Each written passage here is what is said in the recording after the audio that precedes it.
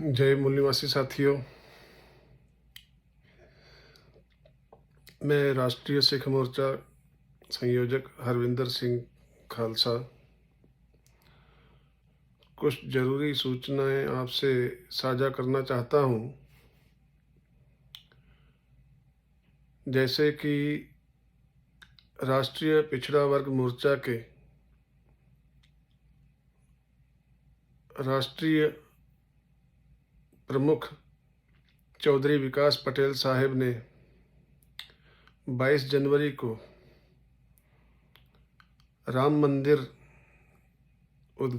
अधूरे राम मंदिर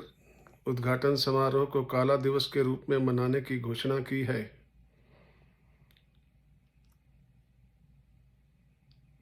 और उसका समर्थन भारत मुक्ति मोर्चा, बहुजन क्रांति मोर्चा के मुख्य श्री वामन मेश्राम साहब जी और बहुजन मुक्ति पार्टी की तरफ से भी काला दिवस रूप में मनाने की घोषणा की गई है। तो राष्ट्रीय सिख मोर्चा भी यहाँ पर 22 जनवरी 2024 को काला दिवस के रूप में मनाने की घोषणा करता है। और ये घोषणा हमें क्यों करनी पड़ रही है? क्योंकि बीजेपी और उसकी करतूतों के मौन समर्थक पार्टियां जो हैं, जैसे कि कांग्रेस है और आम आदमी पार्टी है, तथा और जितनी भी पार्टियां हैं जिन्होंने बीजेपी के कृत्यों का मूक रहकर समर्थन किया है, मौन रहकर समर्थन किया है, कोई विरोध प्रदर्शन नहीं किया है, समस्त राष्ट्रीय पिछड़ा वर्ग मोर्चा और मूल निवासी समाज, राष्ट्रीय क्रिश्चियन मोर्चा, राष्ट्रीय सिख मोर्चा, राष्ट्रीय मुस्लिम मोर्चा और जितने भी हमारे सहयोगी दल हैं, सभी के द्वारा देश भर में हो रहे अन्याय और अत्याचार के खिलाफ, बलात्कार, हत्याएं देश भर में हो रही हैं, आगजनी हो रही हैं, अमाननीय घटनाएं हो रही हैं, आरक्षण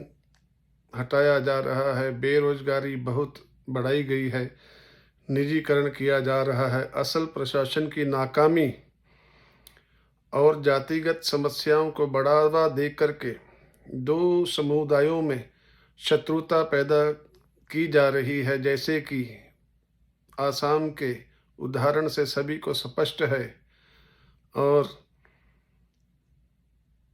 इसी प्रकार जितने भी देश में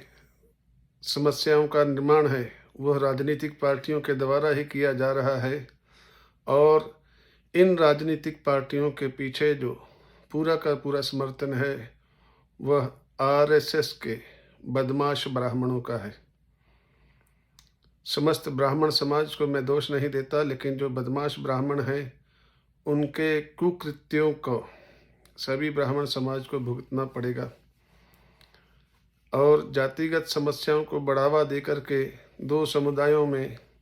दो धर्मों में शत्रुता पैदा करना, धर्मनिरपेक्ष देश के में धर्म के नाम पर वोटों का राजनीतिकरण करना, EVM machine, electronic voting machine से लोकमत में बदलाव करना, पंजाब में बगैर किसी सबूत के नौजवानों पर अनबेलेबल केस डाल करके पंजाब से दूर डिब्रूगढ़, आसाम की जेलों में बंद करना और कोई सबूत न होने पर भी कोर्टों के द्वारा उनको छोड़ा ना जाना, कोर्टों की हुक्म को सरकार के द्वारा लागू नहीं करना, माना नहीं जाना, बिल्किस बानो और सरकारी समर्थक जो अपराधी हैं जिन्होंने दंगे करवाए और दंगे में शामिल हुए लोगों की हत्याएं की, बलात्कार किए, उनको बेल पर छोड़ा जाना, राम रहीम जैसे बाबाओं को 4-4 बार बेल करना, 3-3 सजाएं, यानी एक उम्र कैद की सजा होने के बदले में 3-3 उम्र कैद की सजाओं को पूरा करने के बाद भी पंजाब के कई नौजवानों को 32-32 साल से जेलों में बंद रखना, किसानों के द्वारा, आम जनता के द्वारा रास्ते पर उतर कर किए गए प्रदर्शनों को ताकत के बल पर, जोर के बल पर बंद करना, नशे के सौदागरों को संरक्षण देना, किसानों और जनता की समस्याओं की अनदेखी करना, संसद पर हमले करवाने, अपने देश की सेना के नौजवानों को खुद मरवाना, संविधान में संशोधन पर संशोधन करके मूलभूत अधिकारों को समाप्त करना, जनता की मांगों पर और आंदोलनों की तरफ दिखाई गई उस उदासीनता से पूर्ण रूप से ये स्पष्ट हो जाता है कि बीजेपी और उसकी मौन समर्थक पार्टियां, जैसे कि विरोधी पार्टी के नाम पर लोग कांग्रेस समझते हैं, और इन दोनों से अलग होकर के लोग समझते हैं कि आम आदमी पार्टी इस देश का उद्धार करेगी। दोस्तों, जिसने भी अब तक देखा है, बीजेपी से अगर कोई नेता निकलता है तो वह सीधा कांग्रेस में चला जाता है, कांग्रेस उसको संरक्षण देती। कांग्रेस से निकलता है तो बीजेपी से संरक्षण मिलता है, और इन दोनों से अगर कोई छोड़कर जाता है तो वो आम आदमी पार्टी में जमा हो जाता है, वहाँ पर उसको संरक्षण मिलता है। इस प्रकार ये इन प्रमुख पार्टियों के अलावा और भी बहुत सारी प्रमुख पार्टियां हैं जो देश में रह रहे देश की इनके द्वारा अपनी सीटों पर लोगों के प्रतिनिधि नहीं चुने जाते, इनके गुलाम चुने जाते हैं,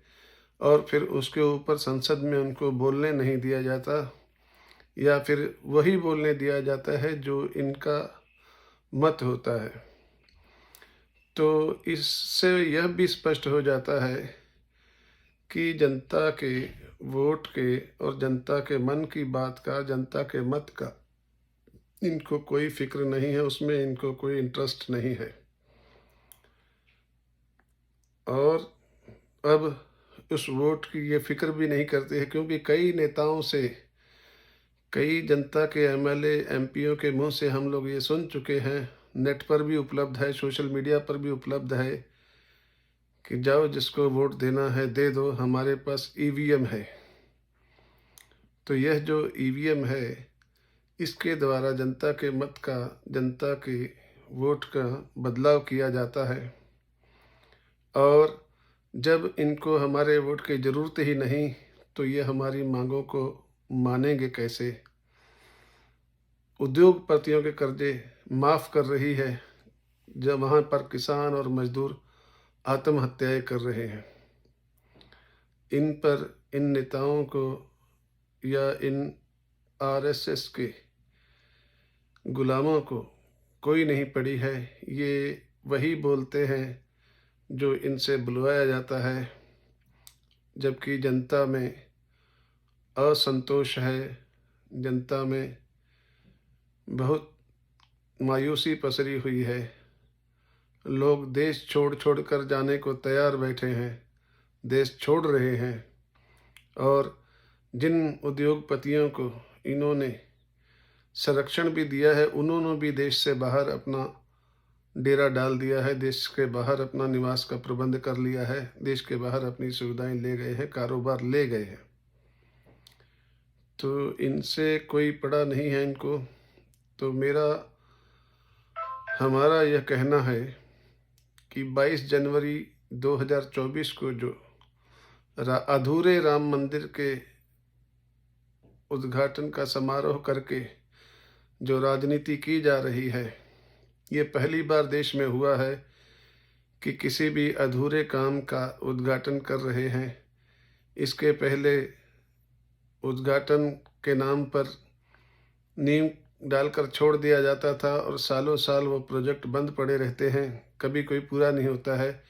इसी प्रकार अधूरे राम मंदिर का उद्घाटन कर कर ये सरकार, बीजेपी और आरएसएस इसका राजनीतिकरण जारी रखना चाहती है, क्योंकि लोगों को आपस में फाड़ कर रखने में ही इनको अपनी सफलता नज़र आती है। तो 22 जनवरी 2024 को राष्ट्रीय सिख मोर्चा राष्ट्रीय पिछड़े वर्ग के समर्थन में काला दिवस के रूप में मनाने की घोषणा करता है। और इसके साथ ही दूसरी महत्वपूर्ण सूचना जो है, इस समारोह के बाद में दोस्तों भारत मुक्ति मोर्चा के मान्यवर श्री वामन मेश्राम साहिब जी ने 31 जनवरी 2024 को ईवीएम मशीन के विरोध में, ईवीएम वोटिंग के विरोध में दिल्ली में चुनाव आयोग कार्यालय को घेरने की जो घोषणा की है, उसका भी राष्ट्रीय सिख मोर्चा पूर्ण रूप से समर्थन करता है। और उसमें सहयोगी होने के लिए, ईवीएम को हटाने के लिए, बैलेट पेपर को वापस लाने के लिए, ताकि जनता की जो वोट है उसकी पावर जो छिन चुकी है वह वापस स्थापित की जा सके, संविधान को बचाया जा सके और संविधान में मूलभूत जो लोगों की भलाई के कानून हैं उनको संशोधन के द्वारा हटाया ना जा सके। इसके लिए ईवीएम का हटना जरूरी है। लोगों को अधिकार मिले जनता के नाम पर, जनता के वोट के नाम पर, चाहे वो चोरी करके ही बनी हुई सरकारें हैं, वो जनता की मांगों पर ध्यान दे, जनता की मांगों को सुने। जनता ही देश का असली शासक वर्ग होना चाहिए। जनता के द्वारा बनाए गए नेता या उनकी मनमानी नहीं चलनी चाहिए। जनता ने तो कोई नेता अभी बनाया ही नहीं है, यह सिर्फ एक रस्म होती है और रस्म के नाम पर यह हमारा वोट का मत जो है उसको लूट चुके हैं। तो सभी से अपील है,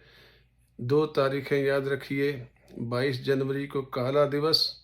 और 31 जनवरी 2024 को ईवीएम वोटिंग मशीन को हटाने के लिए चुनाव आयोग कार्यालय का घेराव किया जाएगा। देश के समूह सिखों से और समूह संबंधों से, सभी धर्मों के लोगों से और सभी समाज के वर्गों से अपील है कि उस दिन भारी से भारी संख्या में ईवीएम वोट के विरोध में अपना हक बचाने के लिए, अपना वोट का अधिकार बचाने के लिए, अपना जनता का शासक बनाने के लिए और जो नाम के लिए डेमोक्रेसी रह गई है उसको सही रूप में लोकतंत्र में बदलाव करने के लिए, याद रखिए 1947 के टाइम पर मिली आज़ादी से भी बड़ी आज़ादी की लड़ाई है ईवीएम को हटाने की लड़ाई। अगर यह बात आपके समझ में आती है तो हमारी बात को मानिए, उस पर ध्यान दीजिए, उस पर विचार कीजिए और अपने आने वाली पीढ़ियों के अधिकारों के संरक्षण के लिए, सभी देशों में प्यार और इत्तेफाक के लिए आप लोग ईवीएम वोट के मशीन के विरोध में, ईवीएम के विरोध करने के लिए राष्ट्रीय सिख मोर्चा और भारत मुक्ति मोर्चा, बामसेफ और उसके राष्ट्रीय पिछड़ा वर्ग मोर्चा का साथ सहयोग करें और अपने अधिकारों को बचाएं। धन्यवाद, धन्यवाद। जय मूल निवासी, जय भारत। जो बोले सो निहाल, सत श्री अकाल।